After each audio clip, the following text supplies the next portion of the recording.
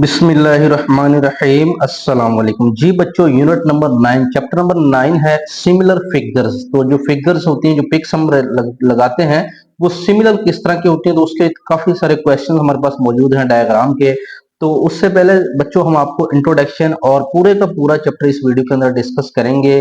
तमाम के तमाम डेफिनेशन, कौन कौन सी डेफिनेशन हमने इस चैप्टर से करनी है और कौन से कंसेप्ट मौजूद हैं, कौन से फार्मूलाज हमारे पास हैं जो हमने याद करने हैं जिससे हमारे क्वेश्चन सोल्व होने हैं। एक्सरसाइज तभी सोल्व होगी जब आप इसको समझेंगे। ठीक है बच्चों, इसके साथ साथ कुछ एग्जाम्पलें मौजूद हैं, हम उसको भी डिस्कस करेंगे। तो ये वीडियो काफी लेंथी होने वाली है, तो ये आपका सारा का सारा चैप्टर जो है क्लियर हो जाता है अगर इस आप वीडियो को देखते हैं। लो जी बच्चों, स्टार्ट करते हैं। सबसे पहले इंट्रोडक्शन है, concept of similarity dates back to ancient Greece. तो यहाँ बच्चों पुराने जमाने की बात है, ग्रीस हमारे पास उन्होंने कंसेप्ट को स्टार्ट किया। Where Greek mathematician particularly Euclid develop the fundamental principle of geometry. मतलब बच्चों इसका क्या है कि जो ज्योमेट्री के प्रिंसिपल्स हैं, कानून है, फंडामेंटल कवानीन, उनको इक्वलिड ने डिवेल्प किया है। ठीक है, सबसे पहले ज्योमेट्री के जो प्रिंसिपल्स हैं, फंडामेंटल प्रिंसिपल, ये ग्रीक मैथमेटिशियन है इक्वलिड, इसने ये काम जो है वो स्टार्ट किया था। तो इस चीज को अपने पहले माइंड में रखना है। अच्छा, उसके बाद कहता है elements Euclid establish the foundation of plane geometry. तो यही जो इक्वलिड, जिस तरह इक्वलिड स्पेस होती है, तो इक्वलिड एक साइंटिस्ट का नाम है, वो ग्रीक है, और उसने सबसे पहले यानी हमारे पास प्रिंसिपल ऑफ ज्योमेट्री, उसके बाद foundation of plane geometry including the theory of similar triangles and polygons. अब बच्चों सिमिलर ट्राइंगल्स क्या होती हैं और पॉलीगॉन्स क्या होती हैं, ज्योमेट्री क्या होती है, इसको हम मजीद डिस्कस करेंगे इस चैप्टर के अंदर। तो पॉलीगॉन बच्चों क्लोज फिगर होती है जी, जिसके हमारे पास थ्री जो है वो हमारे पास अजला जो है होने जरूरी होते हैं। ठीक है बच्चों, यानी इट्स मीन थ्री साइड जिसकी हो। सबसे छोटी पॉलीगॉन जो होती है ना, वो हमारे पास होती है ट्राइंगल। देखें ये ट्राइंगल है, तो ये क्लोज फिगर है, एक साइड, दूसरी और तीसरी, यानी थ्री साइडेड है। तो पॉलीगॉन्स कौन सी फिगर्स होती है, थ्री या मोर साइड। ठीक है, लेकिन कम से कम थ्री साइड इसकी होना जरूरी है और क्लोज फिगर होनी चाहिए। अब ये ट्राइंगल्स है, उसके बाद हम पेंटागोन है, ये भी पॉलीगॉन होती है, हेक्सागोन है, ये भी पॉलीगॉन है, क्योंकि वो क्लोज फिगर्स हैं और साइडें जो है वो टू से ज्यादा है, यानी थ्री या थ्री से ज्यादा होनी चाहिए, तो वो हमारे पास पॉलीगॉन्स होती है। अब इक्विड फर्दर, अब इसके बाद उसने बच्चों मजीद मॉडर्न ज्योमेट्री जो है, जदीद ज्योमेट्री, उसको कंसेप्ट क्लियर करवाए।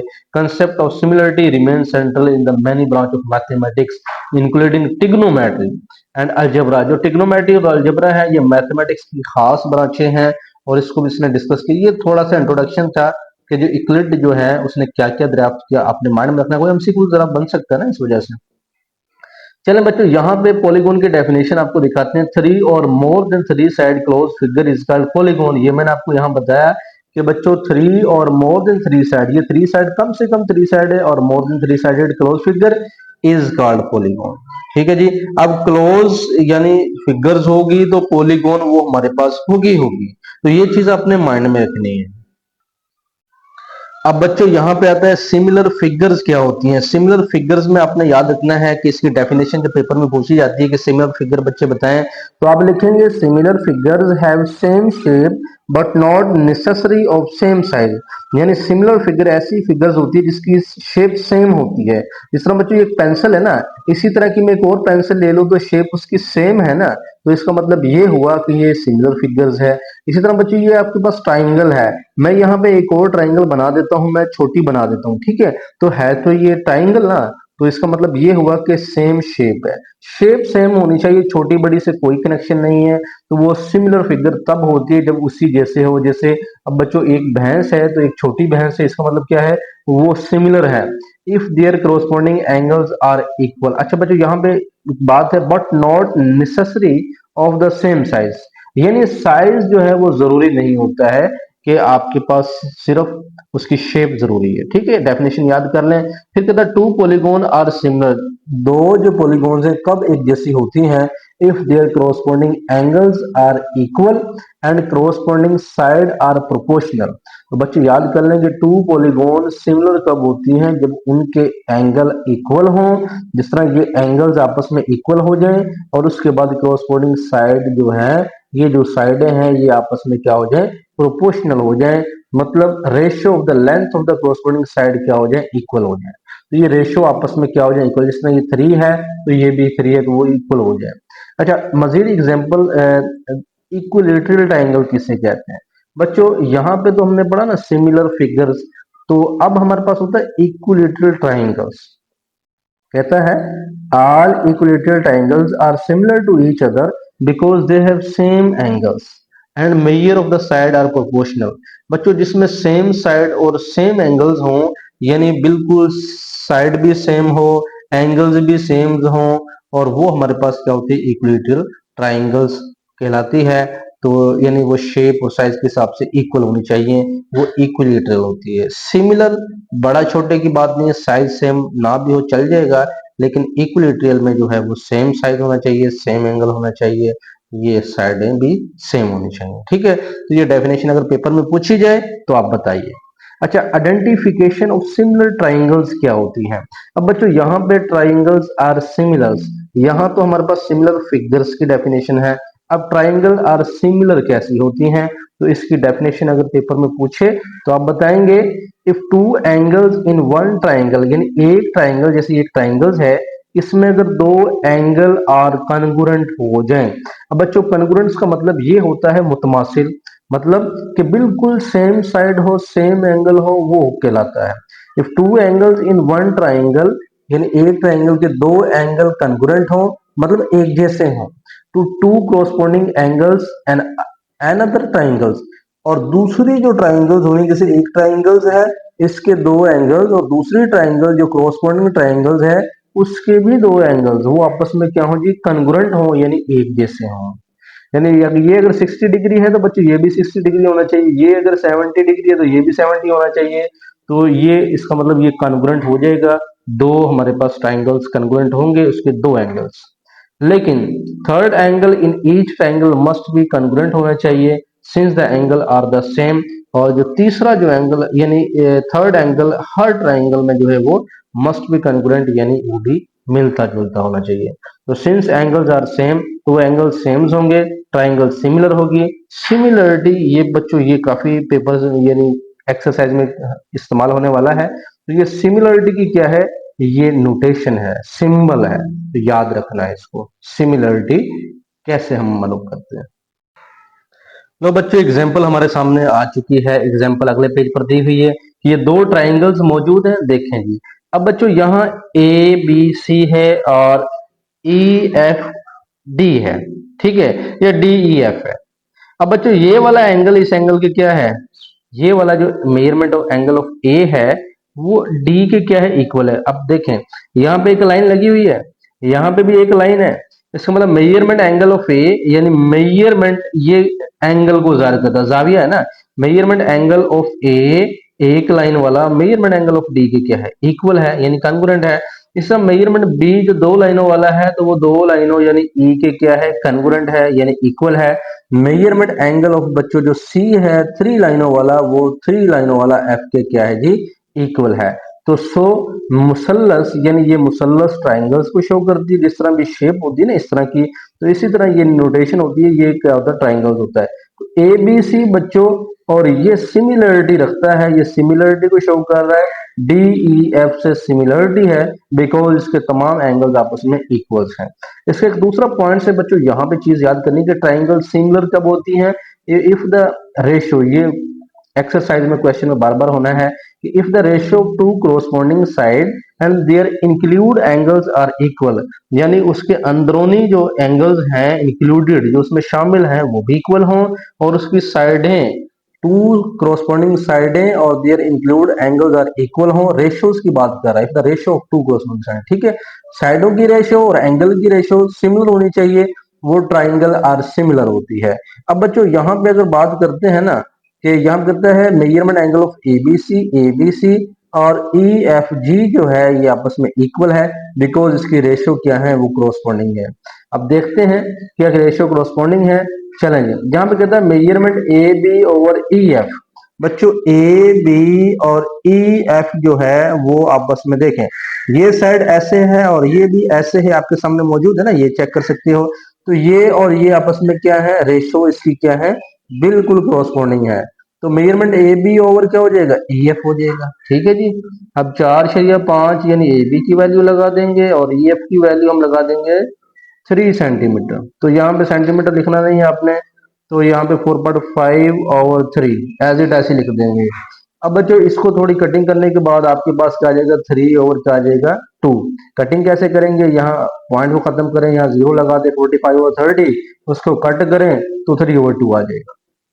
अच्छा जी, अब देखें मेजरमेंट एंगल ऑफ सी, ए सी देखें, ये ए सी है और ये बड़ी सारी लाइन नीचे बेसमेंट में है, तो ये बच्चों ई जी के इक्वल है। तो ये ए सी ई जी सिमिलरिटी रखती हैं, तो इस वजह से 6/4 3/2 आ जाएगा।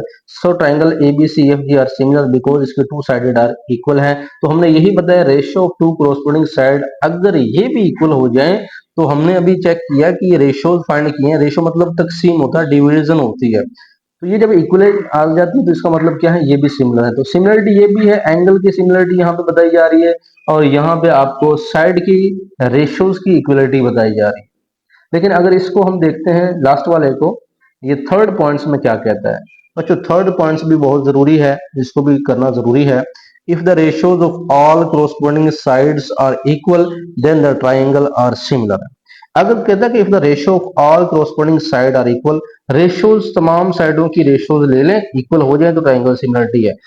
अच्छा, अब यहाँ पे 1 2 3 साइड है, 1 2 3 साइड है। अब हमने 3 साइडों को ही चेक करना है, बिकॉज उसने कहा if the ratios of all corresponding side, यानी इससे ऊपर वाला क्या था, यहाँ पे 2 था, वो तो हमने 2 को ही चेक किया। अब यहाँ पे आल की बात कर रहा है, आल का मतलब 3 हो जाएंगे। ठीक है, लो बच्चों यहाँ पे हम क्या करेंगे, चेक कीजिए कि बेसमेंट में अगर पी क्यू है तो वहां जेड एक्स है। तो बच्चों measurement P Q over measurement x Z line लगाएं, बिकॉज ये लाइनें मौजूद है। इसी तरह इक्वल हो जाएगा मेजरमेंट हमारे पास Q R over Y Z. देखेंगे क्यू आर और हमारे पास क्या है, वाई जेड। तो ये सिमिलरली एज इट है। फिर पी आर, ये पी आर ये वाला जो चेक करें तो ये हमारे पास क्या है, एक्स वाई। ठीक है जी। तो पी आर क्या है, एक्स वाई। तो यहाँ पे इनकी वैल्यू लगाएं और देखिए आंसर अगर सेम आ जाए तो इस तरह के क्वेश्चंस करेंगे, लाजमी करेंगे बच्चों। जिस तरह अगर इसके आंसर सेम आ रहे हैं तो सिमिलर है, अगर 3 साइडेड है, 3 के सिमिलर आ रहे हैं तो फिर भी वो हमारे पास क्या सिमिलर है। अच्छा जी, यहाँ पे एग्जाम्पल नंबर 1 कहता है if one pair of corresponding side are parallel to each other, कि अगर one pair of corresponding side are आपस में पैरेलल, यानी एक साइड भी अगर पैरेलल है। पैरेलल क्या होता है ये भी आपको बता दें कि ये एक लाइन है, इसके सामने बिल्कुल एक लाइन है, ये क्या है, पैरेलल है। अगर ये लाइन है, इसके सामने एक लाइन है, ये क्या है, पैरेलल है। बस इतनी सी आपने बात याद रखनी है। तो बच्चों उसने यही बात कही, if one pair of corresponding side, corresponding यानी ये साइड है, अगर ये नीचे हमारे पास ये साइड है, तो ये ए बी और ये सी डी corresponding है ना, बिल्कुल। तो ये क्या है, पैरेलल भी है। यहाँ पे लिखा है कि ए बी सी डी के क्या है, पैरेलल है। तो ए बी सी डी के क्या है, पैरेलल है। अच्छा, फिर यहाँ पे एक बात बताइए कि measurement angle of A O B. बच्चों यहाँ पे ए ओ बी डी ओ सी, यानी डी ओ सी। तो पता चल रहा है कि ए ओ बी और डी ओ सी, इसका एंगल और इसका एंगल क्या है, सिमिलर है। तो वर्टिकली ऑपोजिट एंगल कहलाएंगे। तो ये आपस में क्या है, ऑपोजिट एंगल। अच्छा, measurement angle of A, measurement angle of D, measurement angle of A और ये डी, ये भी आपस में क्या है, अल्टरनेट एंगल कहलाते हैं और पैरेलल लाइंस। ठीक है, ये पैरेलल लाइंस हैं और ये हमारे पास क्या है, अल्टरनेट क्या है, एंगल्स हैं। इसका ए पर है, उसका डी पर है, तो ये अल्टरनेट हुआ। इसी तरह बी और सी, ये एक दूसरे क्या है, अल्टरनेट एंगल हैं पैरेलल लाइंस की। Since all three corresponding angles are equal, because B और सी ये corresponding इक्वल है, ए और डी इक्वल है और डी और सी और ए और बी इक्वल है। इट्स मीन ये हुआ कि ये भी क्या रखती है, सिमिलरिटी रखती है। तो बच्चों इसको अपने माइंड में रखना है, वो करने भी हैं चीजें सारी आपने करनी है, लाजमी करनी है। चैनल को सब्सक्राइब कर लें अगर आपने सब्सक्राइब नहीं किया, ताकि आपको तमाम के तमाम लेक्चर्स अवेलेबल हो सकें। और ये लाजमी वीडियो हमारे एक्सरसाइज के अलावा इंट्रोडक्शन वाली जो लेक्चर्स होते हैं वो भी लाजमी देखा करें। ये वेरी वेरी इंपॉर्टेंट होते हैं, आपको सब आइडिया हो जाता है क्या क्या चीजें हमने याद करनी होती हैं। ठीक है बच्चों, चलें हम नेक्स्ट चलते हैं। तो बच्चों ये हमारे पास एक ट्रायंगल दिए हैं, ट्रायंगल एक्स बी सी और एक्स डी ई। देखें X B C X D E, अब ये कैसे है, वो सारी चीजें वही हैं। तो बच्चों हमने ये पढ़ा था कि अगर थ्री साइडेड यानी ऑल साइडेड को हम रेशो ले लें, इक्वल कर लें, तो आंसर इक्वल आ जाए तो ठीक है, तो हम कहेंगे सिमिलरिटी है। यहाँ पे कहते हैं in triangle find the value of X and Y की वैल्यू फाइंड आउट करनी है। तो बच्चों हम क्या करेंगे, X B measurement X B और मेजरमेंट क्या हो जाएगा एक्स डी। ठीक है, यानी ये वाली साइड जो है इस वाली साइड के क्रॉसपोंडिंग होती है, तो एक्स बी और एक्स डी लिख देंगे। ठीक है, और रेशो के अंदर फिर बच्चों हमारे पास आता है बी सी। अब बी सी किधर है, ये वाली देखें, ये पैरेलल है B C over D E, ये वाला है ना डी ई या ई डी एक ही बात है। तो बच्चों ये बी सी जो है हमारे पास और ये डी ई जो है, तो ये आपस में क्या है, क्रॉसपोंड है, मतलब पैरेलल है, तो ये भी हम इक्वल रखेंगे यानी रेशियोज के अंदर लिखेंगे। उसके बाद हमारे पास रह जाता है कि बच्चों एक्स सी, यानी ये एक्स सी और एक्स ई।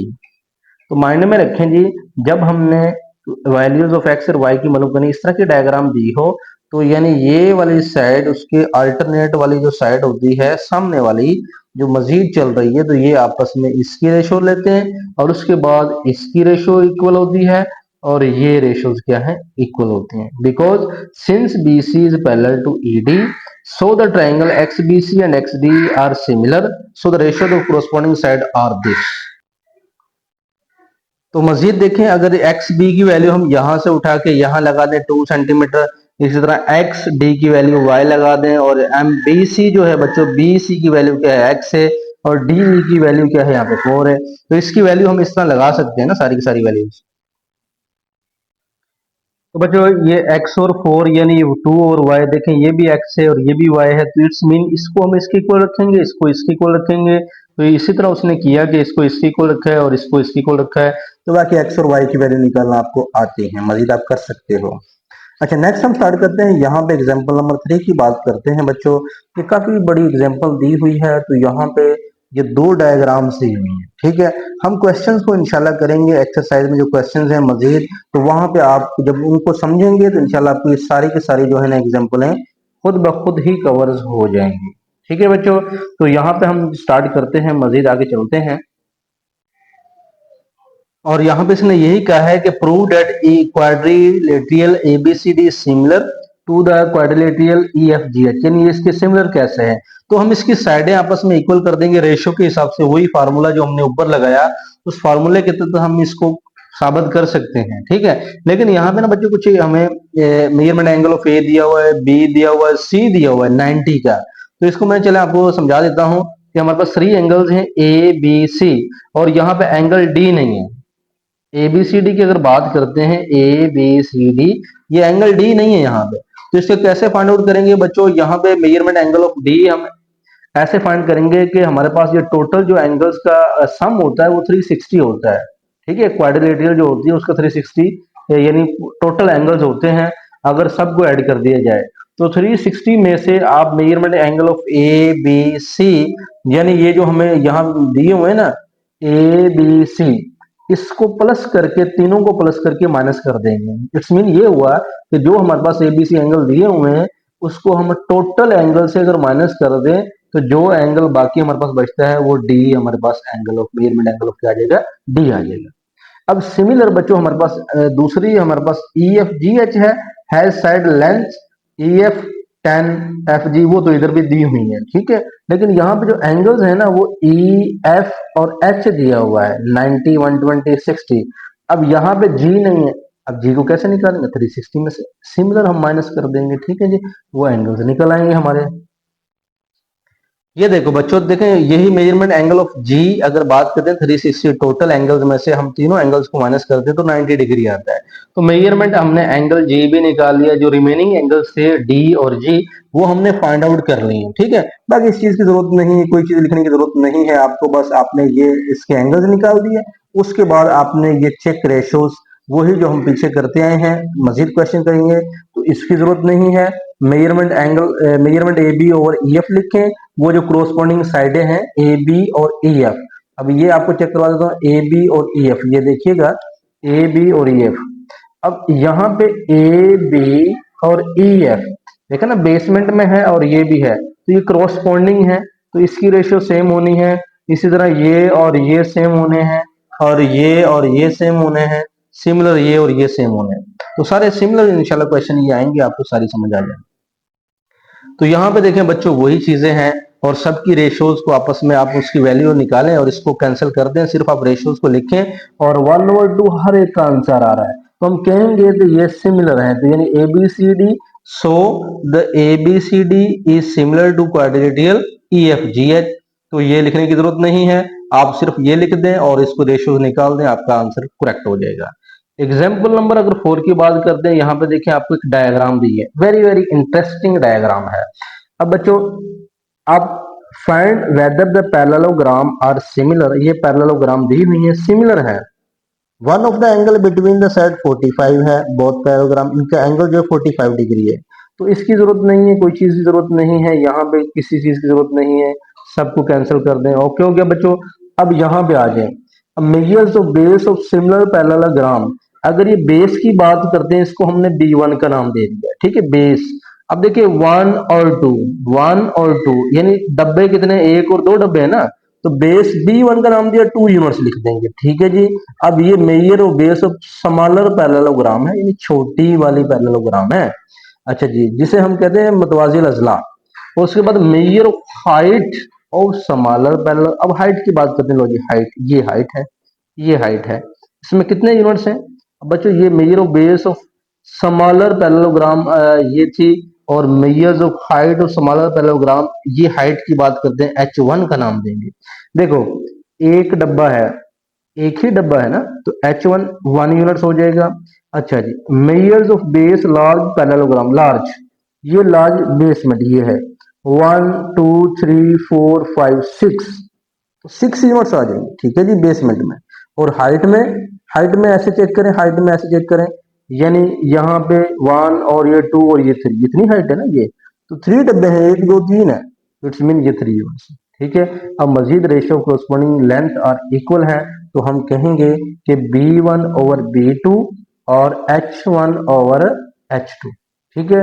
यानी B1 ओवर B2 हमारे पास क्या आ जाएगा, 2/6 1/3, H1 और H2 1/3। इट्स मीन ये हुआ कि B1 और B2 H1 H2 ये साबित हो गया कि हमारे पास जो पैरेललोग्राम होती है, उसकी जो लेंथ बेस होती है और हाइट होती है, उसकी अगर रेशियोज ले ले, वो भी आपस में क्या होती हैं, इक्वल ही होती है, ठीक है जी। अच्छा, अब यहाँ पे 9.1 से पहले एक एग्जांपल और है, लाजमी करने, एग्जांपल नहीं छोड़ने, वेरी इंटरेस्टिंग है। Parameter of regular octagon is 48 centimeter and other octagon has side that are 1.2 times of the side of the first octagon। अब पैरामीटर कहता है, ये दिया हुआ है 48 सेंटीमीटर, अनदर octagon 1.2 टाइम्स, के सवाल भी है ना 1 के अंदर लास्ट वाला, तो इसको मजीद आपने अच्छे से करना है। और कहता है लेंथ आपने फाइंड आउट करनी है सेकंड octagon की। अब इसको कैसे करना है, लो जी इसको भी हम देख लेते हैं कैसे करना है, वेरी इजी है। लो जी बच्चों, आपके सामने ही हमने रख दिया है कि यहाँ पे कह रहा था parameter of regular octagon, parameter of first regular octagon 48 centimetre है। अब रेगुलर जो हमारे पास ऑक्टागोन होती है, ऑक्टा मतलब होता है 8, ठीक है, ऑक्टागोन के अंदर यानी 8 साइडेड होती हैं, तो side length of first octagon regular octagon यानी 8। तो आप याद कर लेंगे ना, साइड जो होती है ना, इसकी साइड ऑक्टागोन की वो 8 होती है, तो 8 पे इसको डिवाइड करेंगे तो उसकी लेंथ 6 सेंटीमीटर निकल आती है। तो पैरामीटर को आप उसकी साइड पे डिवाइड करेंगे, 6 सेंटीमीटर उसकी हमारे पास साइड लेंथ हो जाएगी। अब बच्चों यहाँ पे उसने बात की थी what is the length of side of the second octagon, तो side length of second octagon, तो जब हम सेकंड ऑक्टागोन की लेंथ फाइंड आउट करेंगे, जो हमारे पास साइड फर्स्ट की थी 6 सेंटीमीटर, और जो हमें दिया हुआ था यहाँ पे, यानी कि another octagon has side that 1.2 times, तो बच्चों उससे आप मल्टीप्लाई करवा देंगे और आपके पास लेंथ आ जाएगी सेकंड ऑक्टागोन 7.2 सेंटीमीटर। तो 9.1 से पहले हमारे पास ये लेक्चर था, तो मजीद आपको इंशाल्लाह आगे लेकर चलते हैं। यहाँ पे बच्चों हमें कहता है कि एरिया ऑफ सिमिलर फिगर्स, ये सिमिलर फिगर है, इसका एरिया फाइंड आउट करना है।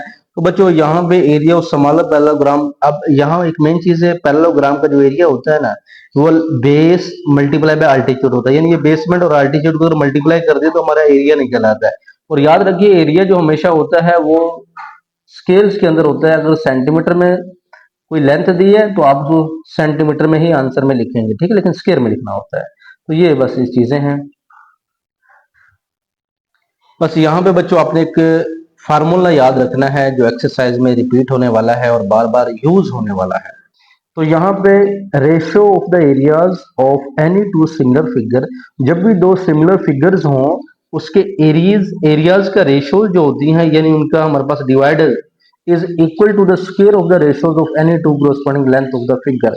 तो जो हमारे पास उस फिगर की लेंथ होती है उसकी रेशियोज का स्क्वायर के इक्वल होती है, यानी एरिया जो है सिमिलर फिगर का उसकी रेशियो और सिमिलर फिगर की जो लेंथ है उसकी रेशियो का स्क्वायर के इक्वल होता है। याद कर लें। और लेंथ हमारे पास ये भी याद करें कि ईच लेंथ इज के time of the other, her length दूसरी के यानी के टाइम्स होती है। इस मीन ये हमारा फैक्टर्स जो है वो क्या है, के है। इसी तरह एरिया भी ये हमारा के स्क्वायर का फैक्टर्स होता है, एरिया के स्क्वायर है और लेंथ क्या है, के है। अब एरिया A1 जो है is K2 times area A2 है, के इज कॉल्ड स्केल फैक्टर्स कहलाते हैं। तो ये क्या है बच्चों, हमारे पास स्केल फैक्टर्स हैं, इसके भी क्वेश्चन हम मजीद करेंगे। अब यहाँ पे एग्जांपल नंबर 6 है। यहाँ पे देखें आपको क्वेश्चन नंबर 1 दिया हुआ है, ये दो फिगर्स हैं और ये भी दो फिगर्स हैं और ये भी हैं। कहते हैं इनको सोल्व करें। सोल्व कैसे करें, फाइंड अननोन, अननोन मतलब A1 फाइंड करें। ये आप ऐसे कैसे फाइंड आउट करेंगे। तो बच्चों इसके क्वेश्चन इंशाल्लाह आएंगे एक्सरसाइज में, आपको सारी समझ आ जानी है। बस थोड़ा सा आपको यहाँ ओवरव्यू कर देते हैं कि बच्चों ये एक फार्मूला है A1 और A2 और L1 और L2 का स्क्वायर्स है, और आपको L1 L2 और A2 की वैल्यू आपको फिगर से मिल जाएंगी और आपके सामने मौजूद है, उनको यहाँ लगाएंगे तो आपकी वैल्यूज निकल आएंगी। ये सारी एग्जाम्पलें जो है ना इससे मिल रहा है। दोनों डायग्राम दी होती है, दोनों डायग्रामों से आपने लेंथ और एरियाज की वैल्यू निकालनी है और एक आपको अननाउन होगी नहीं दी होगी उसको फाइंड आउट करना है। फार्मूला यही लगना है, एक्सरसाइज में आएंगे समझा देंगे आपको। यहाँ पे बच्चों वॉल्यूम ऑफ सिमिलर सॉलिड्स है, तो वॉल्यूम ऑफ सिमिलर सॉलिड्स की डेफिनेशन कि two solids are said to be similar, ये दो सॉलिड्स आपस में कब सिमिलर होते हैं। ये हमारे पास सिलेंडर टाइप है, सॉलिड है। If they have same shape but possibly different size, यानी वही सिमिलर की डेफिनेशन जिसमें सेम शेप होती है और डिफरेंट शेप हो सकती है, नहीं भी हो सकती है। Two solids are similar if length of corresponding side are proportional, दो सॉलिड्स कब सिमिलर होते हैं, जब उनकी लेंथ अगर साइड के प्रोपोर्शनल हो जाए या सेम शेप हो जाए, पॉसिबल डिफरेंट शेप साइज यानी हो भी सके ना। तो इसी तरह हम टू सिलेंडर के सिमिलर R1 और R2, ये हमारे पास क्या होगा, ये रेडियस होगा बच्चों, रदास जिसे हम कहते हैं R1 R2, और हाइट H1 और H2 H1 H2, यानी ये इनकी रेशियोज, क्योंकि ये देखना कॉरस्पॉन्डिंग है लेंथ, तो ये हाइट जो है इसके कॉरस्पॉन्डिंग की रेशियोज और जो रेडियस है इसकी कॉरस्पॉन्डिंग की रेशियोज आपस में क्या होती है, इक्वल होती हैं। तो इसके फार्मूलाज भी हम करेंगे। जैसे एक एग्जांपल है कि R1 R2 की वैल्यू दी हुई है तो इसकी वैल्यू हम लगा देंगे, और H1 H2 यानी H2 की वैल्यू दी है और H1 नहीं, H1 भी है, सबकी वैल्यू लगाइए, 4 और 5 4 और 5 आंसर आता है। ठीक है, तो ये इस तरह के भी हैं। वॉल्यूम ऑफ सिमिलर सॉलिड्स का मालूम करना हो तो वो कैसे। तो बच्चों यहाँ पे भी अगर बात की जाए कि अगर वॉल्यूम की बात करेंगे तो ये फार्मूला है कि V1 और V2, यानी जिस तरह हमारे पास एरिया होता था ना, तो यहाँ पे L1 L2 का स्क्वायर होता था, क्योंकि एरिया स्क्वायर के अंदर मेजर होता है, लेकिन वॉल्यूम क्यूबिक के अंदर मेजर किया जाता है। तो लेंथ जो होगी उसका क्यूब होना है। तो अगर इसका कोई क्वेश्चन आता है तो हम वो भी करेंगे इंशाल्लाह। तो बच्चों ये भी आपने माइंड में रखना है कि वॉल्यूम के अंदर L1 और L2 का क्या होता है, क्यूब होता है। अब सिंस ईच लेंथ इज के टाइम एच अदर, तो ये जो L1 L2 के है, V1 V2 K3 है, तो ये हमारे पास क्या है, स्केल फैक्टर्स होते हैं। अब यहाँ पे बात अगली है कि mass of the substance is proportional to its volume, जो मास होता है वो उसके वॉल्यूम के क्या होता है, प्रोपोर्शनल होता है। रेशियो ऑफ द मासेस, यहाँ से याद करें कि ratios of the masses of two similar solids equal होते हैं रेशियो ऑफ देयर वॉल्यूम्स, यानी ये जो वेट है ये मासेस के वेट है, तो इनकी रेशियोज और वॉल्यूम की रेशियोज आपस में क्या होती है, इक्वल होती हैं। और बच्चों ये लेंथ की अगर बात करें तो वो क्यूबिक के अंदर उसका आंसर होता है। तो यहाँ पे भी एग्जांपल नंबर 9 की बात करते हैं। देखें ये टू सिमिलर फिगर्स हैं, यहाँ पे अगर बात करते हैं ये लेंथ है, यहाँ से यहाँ तक क्या है, ये लेंथ है, ये रेडियस है ना, लेंथ होता है। L1 2.5 और L2 4 और यहाँ V1 200 V2 मालूम करना है। फार्मूला कौन सा है? ये वाला, ठीक है जी। वॉल्यूम वाला कौन सा है? वॉल्यूम वाला ऊपर वाला यूज कर लेंगे हम। इस पर ले आओ, ये वाला, ये यूज करना है। तो देखें जी, उस फार्मूले को हमने यूज किया, सिर्फ वैल्यूज ही पुट की हैं, बाकी आपको सोल्व करना तो आता है, ठीक है। तो ये इस तरह के क्वेश्चंस हैं। तो अगर वॉल्यूम के अंदर हो तो बच्चों क्यूब लगाना है, यहाँ A1 A2 एरियाज हो, एरिया फाइंड करना हो तो वो हमारे पास स्क्वायर होता है। वॉल्यूम किसी सिलेंडर का है, कौन का है, तो इसके हम वॉल्यूम फाइंड आउट करते हैं, उनका स्क्वायर नहीं फाइंड आउट होता, बिकॉज ये हमारे पास टू साइडेड नहीं है, ये थ्री साइडेड के अंदर आ जाती है। उसके बाद बच्चों ये एक्सरसाइज 9.3 आती है। तो इंशाल्लाह सारे के सारे क्वेश्चन जितनी भी एग्जाम्पल हैं आपको थोड़ी ओवरव्यू हमने दी है। तो इंट्रोडक्शन के अंदर यही होता है कि आपको कंसेप्ट समझाया जाए, कुछ एग्जाम्पल एक दो समझाई जाए। अब मजीद इंशाल्लाह बाकी एग्जाम्पल आपकी खुद ब खुद कवर हो जाएंगे जब हम ये क्वेश्चन करेंगे। तो बच्चों अगला कंसेप्ट से हमारे पास regular polygon has all side. अब यहाँ पे कुछ टॉपिक्स हैं कि geometrical properties of regular polygon किसे कहते हैं। इसकी डेफिनेशन याद करनी है। Regular polygon has all side and all angles are equal. Regular जो पॉलीगोन होती है उसकी तमाम साइडें और तमाम एंगल्स आपस में इक्वल होते हैं। But some of the common regular polygon are equilateral triangles. कुछ कहता है कि कॉमन रेगुलर पॉलीगॉन होती है जिसमें इक्विलेटरल ट्रायंगल्स है, स्फीयर है, रेगुलर पेंटागोन है, रेगुलर हेक्सागोन है। एग्जांपल याद करनी है कि हमारे पास रेगुलर पॉलीगॉन कौन सी है? हेक्सागोन 6 वाली है, पेंटागोन 5 वाली है, स्फीयर वाली 4 साइडेड है, ट्राइंगल्स वाली है, इक्विलेटरल है। अब जो सम ऑफ इंटीरियर एंगल्स, आपने ये एक फार्मूला याद रखना है कि formula for the sum of interior angle of n side polygon. Polygon आपको वहां पहले हमने तारीफ बताई है ना, तो वही पॉलीगॉन होती है, क्लोज फिगर होती है, 3 और मोर देन 3 साइड।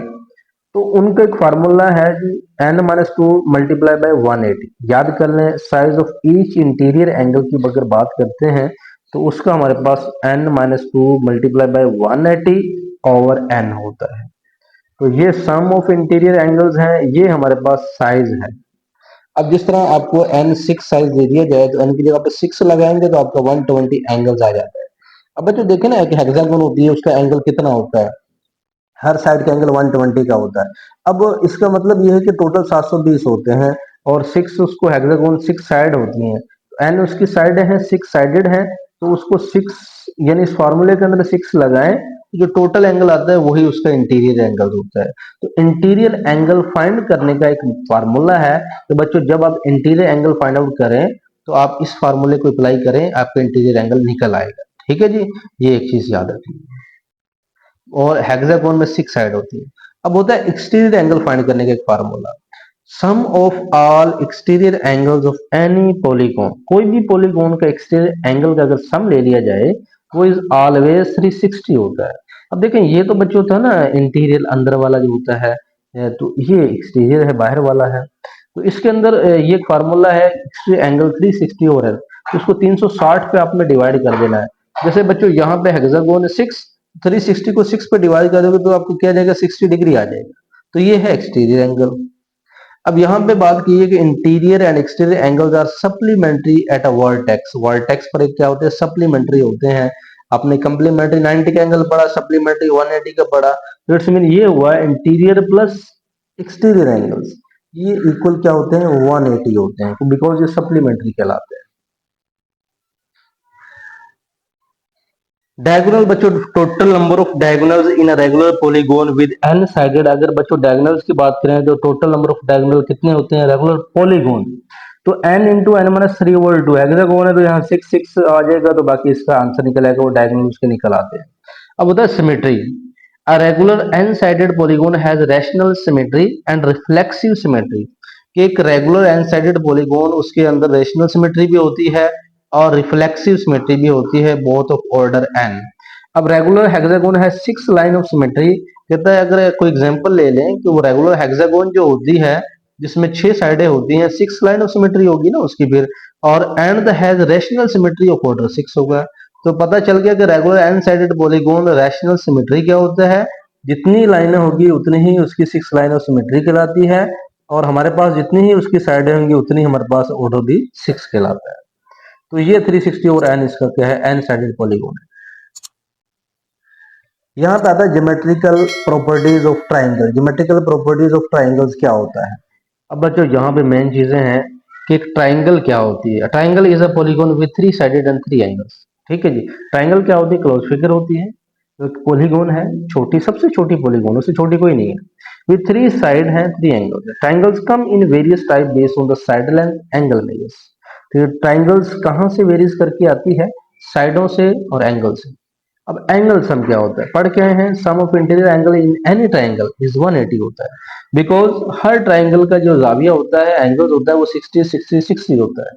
तो इस मीन ये हुआ 60 प्लस 60 प्लस 60, तो बिकॉज थ्री साइडेड है, तो एनी ट्राइंगल उसके जो इंटीरियर एंगल्स का सम होता है वो 180 होता है। और इक्वलिटरल ट्राइंगल ऑल साइड इक्वल होती है, तो हर एंगल उसका 60 का होता है। ठीक है। आम जो हमारे पास होती है ना ट्राइंगल्स, उसके 180 होते हैं, हर एंगल 60 का होता है। इक्विलेटरल जो है वो 60 की होती है, हर एंगल 60 का होता है। It has three line of symmetry है, इसमें रेशनल सिमेट्री ऑर्डर क्या है? थ्री है। तो वो समझ आ गई है कि हमारे पास अगर ट्राइंगल्स है उसकी थ्री साइडेड है, उसकी सिमेट्री भी थ्री लाइंस है, और उसका ऑर्डर भी, रेशनल सिमेट्री जो है वो भी क्या है? थ्री है। तो रेशनल सिमेट्री आप माइंड में रखें कि जितनी उसकी साइडें होंगी उसकी रेशनल सिमेट्री भी उतनी ही होती है, और जितनी कोई भी पॉलीगॉन है उसकी साइडें होंगी उतनी ही उसकी लाइंस भी सिमेट्री की उतनी ही होती हैं। अब बच्चों आइसोसाइकल ट्रायंगल में दो साइड इक्वल होती हैं बट एंगल ऑपोजिट होता है। Two equal side are equal होती है, यानी उसमें दो साइड दो एंगल्स आपस में इक्वल होते हैं, तीसरा जो है वो डिफरेंट होता है। It has one line of symmetry, इसका मतलब है उसके अंदर क्या है? एक लाइन ऑफ सिमेट्री है। अगेन समझे, एक आइसोसाइकल triangle, two side are equal and the angle opposite to the equal side, यानी इक्वल साइड के एंगल ऑपोजिट है। जो इक्वल साइड है उनके एंगल ऑपोजिट है, तो इस मीन फिर भी हम कहेंगे कि वो तो इक्वल है, बट उसकी लाइन ऑफ सिमेट्री क्या होगी? वन होगी। ठीक है, लाइन ऑफ सिमेट्री उसकी वन होती है, याद रख लें। Exterior angle of a triangle, measure of exterior angle in a triangle, कहता है एक्सटीरियर एंगल की अगर बात करें वो इक्वल होता है sum of the measure of two opposite interior angles. यानी ऑपोजिट जो इंटीरियर एंगल्स होते हैं, अंदर वाले एंगल्स होते हैं, उसके क्या होते हैं? इक्वल होते हैं। देखें जी, अब ये ट्रायंगल है ए बी सी, आपको दी हुई है, डी दिया हुआ, ये एक्सटीरियर एंगल्स है ना, ये बाहर एक्सटीरियर एंगल्स है। कहते हैं ए, यानी ये angle of A, angle of B जो है, measurement angle of A, measurement angle of B, ये उसका अगर सम ले लें तो वो इक्वल हो जाता है बी सी डी, यानी डब्ल्यू के। ये वाला बच्चों ये डब्ल्यू के है। उसने यही बात की कि measure of an exterior angle in a triangle is equal to the sum of the measure of two opposite. ये इसके दो ऑपोजिट ये ट्राइंगल्स हैं, और इसके सम के क्या होता है? ये इक्वल होता है। मेन इंपॉर्टेंट चीजें हैं, लाजमी याद रखें, बहुत अच्छी चीज है। उसके बाद है ज्योमेट्रिकल प्रॉपर्टीज ऑफ पैरेललोग्राम्स। बच्चों, a parallelogram is a quadrilateral whose opposite side are parallel and equal in length। एक पैरेललोग्राम ऐसी क्वाड्रिलेटरल होती है जिसकी ऑपोजिट साइडें आपस में पैरेलल होती हैं। अब जैसे बच्चों यहाँ पे एक आपके सामने ये एक पैरेललोग्राम हम बनाते हैं, ये दो साइडें आपस में पैरेलल हैं और इक्वल भी हैं, तो ऑपोजिट साइड है आर पैरेलल और इक्वल भी है।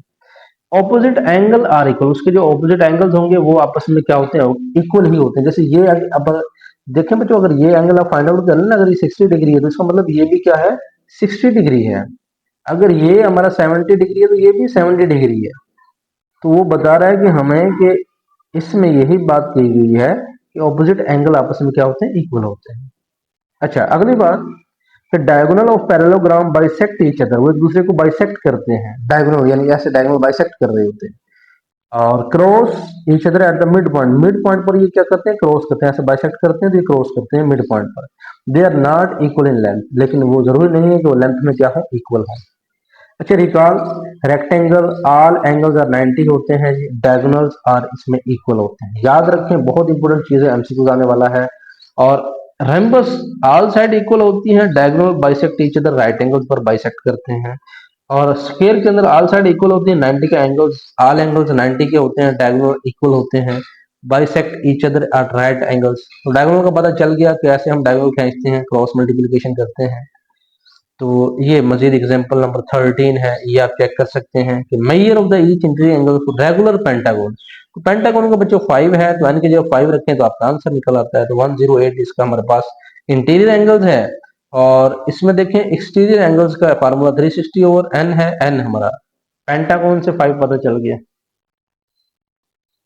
ये बच्चों हमारा लास्ट टॉपिक है, वेरी वेरी इंपॉर्टेंट टॉपिक्स है, तो इसको कवर करना जरूरी है। इसके बाद इंशाल्लाह हमारा चैप्टर का इख्तिताम हो जाएगा और ये तमाम के तमाम जो डेफिनेशंस हैं, कंसेप्ट्स हैं, वो क्लियर हो जाएंगे। इसके बाद हम इंशाल्लाह नेक्स्ट 9.1 का लेक्चर लेकर आएंगे आपके लिए। और हमें दुआओं में याद रखें बच्चों, और चैनल को सब्सक्राइब कर लें। एप्लीकेशन ऑफ पॉलीगॉन्स, कहता है आर्किटेक्ट्स यूज पॉलीगॉन्स इन बिल्डिंग। एप्लीकेशन मींस होता है बच्चों इसके इस्तेमाल। पॉलीगॉन्स का कहाँ कहाँ इस्तेमाल होता है, एमसीक्यूज आ सकता है, शॉर्ट क्वेश्चन लाजमी आने वाला है। तो आर्किटेक्ट्स जो बनाने वाले होते हैं यूज पॉलीगॉन, उन्होंने पॉलीगॉन्स को इस्तेमाल किया इन बिल्डिंग डिजाइन के लिए। ठीक है बच्चों, बिल्डिंग डिजाइन पहला हो गया हमारे पास। उसके बाद इंजीनियर उन्होंने स्ट्रॉन्ग स्ट्रक्चर लाइक ब्रिज, यानी पुल, बड़े बड़े पुल बनाने के लिए जो इंजीनियर्स होते हैं उन्होंने इस्तेमाल किया पॉलीगॉन्स को। और उसके बाद beautiful create beautiful pattern and 3D models के लिए भी ये चीज हमारे पास तीसरा चौथा जो एप्लीकेशन आ जाती है। फिर उसके बाद on maps polygon show areas like cities land boundaries, उसके लिए इसको इस्तेमाल किया कि जब हम वो मैप्स बनाते हैं, इस बड़े बड़े शहर और बाउंड्रीज बनाते हैं जमीन की, कि ये यहाँ से यहाँ तक है, क्लोज फिगर है, ये स्केयर फिगर है, पैरेललोग्राम है, तो पॉलीगॉन और also use in video games के अंदर भी इस्तेमाल होते हैं, एनिमेशन के लिए भी। तो बिल्ड करेक्टर एंड सीन, यानी करेक्टर और सीन के लिए भी हम वीडियो गेम एनिमेशन के लिए भी इसको यूज करते होते हैं। तो ये सारे इस्तेमाल है। अगर साइंस की बात करें, इसमें molecular shape, natural pattern like honeycombs, even the design of the telescope mirror के लिए भी इस्तेमाल किया जाता है। Simple versatile shape make polygon essential no different field में इसको यूज किया जाता है। तो बच्चों यहाँ पे होता है टेसिलेशंस। टेसिलेशन बच्चों यहाँ पे क्या है इसकी तारीफ, tessellation is the pattern of shape, कि ये एक शेप का ऐसा पैटर्न होता है दैट फिट टुगेदर परफेक्टली, यानी वो परफेक्टली टुगेदर फिट हो जाए। ठीक है, इसके नीचे डायग्राम भी आपको दिखाते हैं। पहले आप याद रखें कि वो परफेक्टली फिट आ जाए, जैसे ये उंगलियां है ना, ये आपस में ऐसे परफेक्टली क्या आ जाए, फिट हो जाए। ठीक है, तो ये क्या है, ये एक पैटर्न है। विदाउट एनी गैप्स, बगैर किसी गैप के, विदाउट एनी गैप्स, और ओवरलैप, ओवरलैप भी नहीं होना चाहिए, गैप भी नहीं होनी चाहिए, और वो परफेक्टली फिट होना चाहिए। वो ऐसा पैटर्न जो होता है कवरिंग अ प्लान, प्लान को कवर करता हो। The shape can be repeated infinitely, तो वो इनफाइनेटली रिपीट की जा सकती है to create a repeating pattern, एक रिपीटेड पैटर्न के हिसाब से। अब बच्चों टेसिलेशन, यहां तक इसकी डेफिनेशन क्लियर हो जाती है। मजीद इसको हम पढ़ेंगे। Tessellation can be created using a single shape, इसको सिंगल शेप के लिए यूज किया जाता है, और कम्बिनेशन ऑफ शेप, शेप का कम्बिनेशन के लिए भी यूज किया जा सकता है। दे कैन बी रेगुलर और इरेगुलर, इसके दो टाइप्स हैं बच्चों, रेगुलर टेसिलेशन और इरेगुलर टेसिलेशन। कहता दे कैन बी रेगुलर और irregular, they can exhibit various symmetric and patterns, इसको मुख्तलिफ पैटर्न के साथ हम इसको यूज करते हैं। Only 3 regular polygon. अब बच्चों ये एक इंपॉर्टेंट क्वेश्चन है कि ऐसी कौन सी 3 पॉलीगॉन्स हैं, रेगुलर पॉलीगॉन्स, जो कैन टेसिलेट हो सकती हैं, टेसिलेशन हो सकती हैं, यानी एक पैटर्न परफेक्टली फिट होता हो। तो वो हमारे पास इक्विलेटरल ट्राइंगल्स है, स्क्वायर ट्राइंगल्स है, रेगुलर हेक्सागोन है, दे हैव सिमेट्रीज। अब हेक्सागोन उसके एंगल्स 120 इंटीरियर एंगल्स होता है, कैन टेसिलेट परफेक्टली, वो परफेक्टली तौर पर टेसिलेट करती है, फिक्स हो जाती है, because 3 hexagon meet each vertex to form 360 degree. वो किस पेपर में सवाल आता है कि ये हेक्सागोन है वो why hexagon can tessellate perfectly, तो हम कहेंगे because 3 can tessellate perfectly, 3 hexagon meet it each vertex of from 360 degree with no space creating a natural look inspired by honeycomb। अब बच्चों यहाँ पर आप याद रखें, ये एक डायग्राम है, बनाए पेपर में अगर इसकी डेफिनेशन आती है रेगुलर टेसिलेशन। बच्चों ये तो आपके सामने रेगुलर है, ये टेसिलेशन है, देखें बिल्कुल फिट दिए हुए हैं, कोई गैप्स नहीं है, यहाँ पे कोई स्पेस नहीं है। अब ये क्या है, इरेगुलर, ये सेम शेप है बच्चों, यहाँ पे सेम शेप दी हुई है, और यहाँ पे इरेगुलर टेसिलेशन में हमारे पास that are not regular polygon. ये जो हमारे पास नॉट रेगुलर पॉलीगॉन हो, तो इसमें वो इरेगुलर टेसिलेशन होता है। ठीक है जी। अब ये रेगुलर को तो हमने यहाँ पे पढ़ लिया ना, तो जो नॉट रेगुलर हो वो हमारे पास क्या होती है, इरेगुलर हो जाती है। तो ये इसका पैटर्न है बच्चों, ये आपने अच्छे से याद करना है। तो ये हमारा टॉपिक जो है वो क्लियर होता है, तो यहाँ तक ही था। तो इसके बाद हमारी कुछ एग्जाम्पलें मौजूद हैं, वो एक्सरसाइज में इंशाल्लाह कवर हो जाएंगी। तो हमें दुआ में याद रखें, नेक्स्ट इंशाल्लाह मिलते हैं 9.1 के साथ। तब तक के लिए हमें दुआ में याद रखिए। अल्लाह हाफिज।